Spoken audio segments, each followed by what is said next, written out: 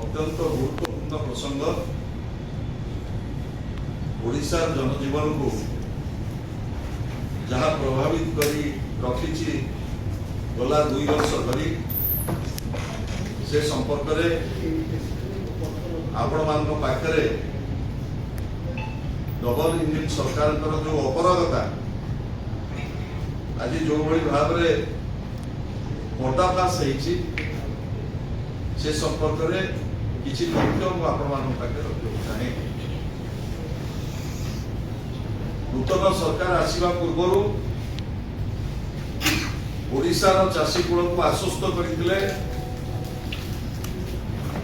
जे आमे एमएसपी सहित 800 टंका इनपुट सब्सिडी दे धान किणबू एवं चाषीर समस्त बड़का एवं बिक्री योग्य धान संग्रह कर भितरे 2टी आर्थिक वर्ष जाइए एवं सरकार अपारगता ओडिशार चाषी कूल प्रति जो धोखा सरकार मिछ एवं प्रतारणा चाषी कूल प्रति आज निजे माननीय मुख्यमंत्री पूर्वांचल कृषि सम्मेलन में स्वीकार कर प्रथमे कहगला ओडिशार चाषी कूलर समस्त बिक्री योग्य बड़का धान संग्रह कर आपण माने जानिछथि चाषी माने रेजिस्ट्रेशन पाई आंदोलन करबा को पड़िला टोकन पाई आंदोलन करबा को पड़िला मंडी खोलिबा पाई आंदोलन करबा को पड़िला मंडी रे किभली भाव रे धान बिक्री करेंगे से आंदोलन करबा को पड़िला सारा ओडिशा रे समस्त टैक्स लैंड्स आगे हजार हजार चाषी अकूल रोदन आज सारा भारत वर्षर मुख्य खबर है। संबलपुर चाषी संबलपुर बंद डाकरा देले पश्चिम ओडिशा जहाँकि आमर खाद्य भंडार से खाद्य भंडार प्रत्येक जिले में चाषी माने लैंड्स टैक्स सीएसओ ऑफिस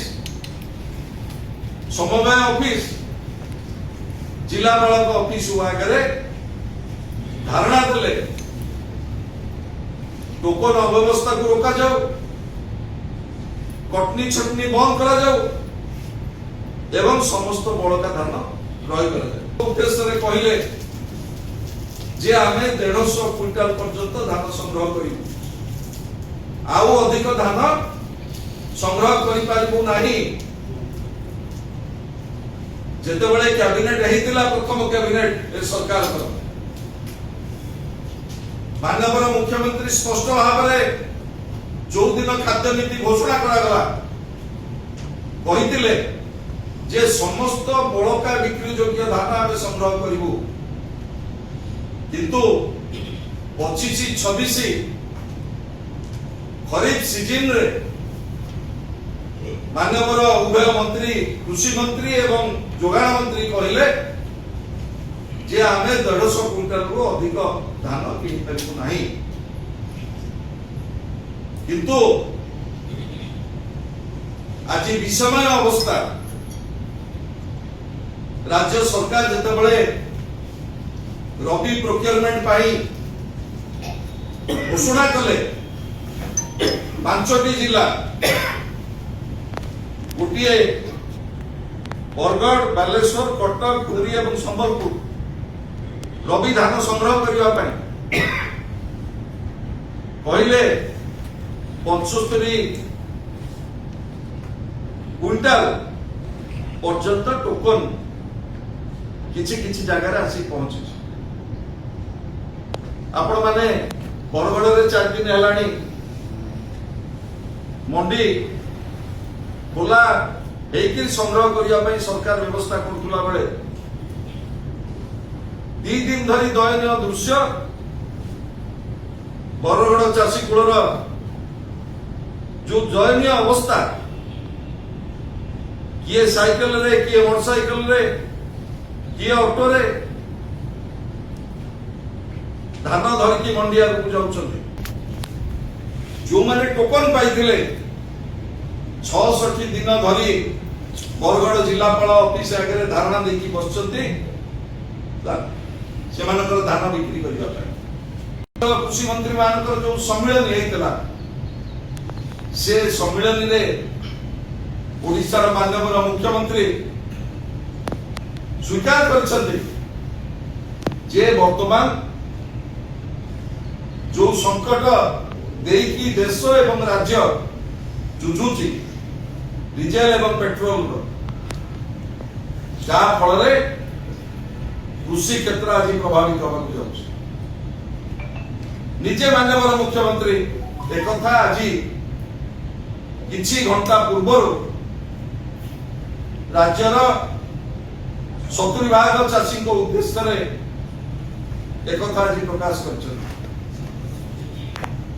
एवं एक स्वीकार कर राज्य में जो 73 लाख मेट्रिक टन धान उत्पादन है ताकू रखिया 2 वर्ष जो सरकार पूर्ति पालन हवा 10 दिन पर जो उत्सव पाई राज्य सरकार व्यापक प्रचार एवं प्रसार करुछन्ति उत्सव पालन करिवे। आज चाषी ओडिशा चाषी कूल उद्देश्य माननीय मुख्यमंत्री स्पष्ट वार्ता रखिले भारत वर्ष कृषि मंत्री पाखरे जे चाउल रखिया 2 वर्ष भितर सरकार आमे गोदाम सृष्टि करि पारिलु नाही। वर्तमान केरल एवं बिहार को जो चाउल जाउथला ओडिशा सेठी मध्य चाउल जिबा अवस्था रे नाही राज्य पठेबा अवस्था सरकार तुरंत एभली कठिन स्थिति की किभली भाव में राज्य सरकार ओडिशा चाषी कूल मुकाबिला करेंगे से केंद्र सरकार स्पष्ट करंतु।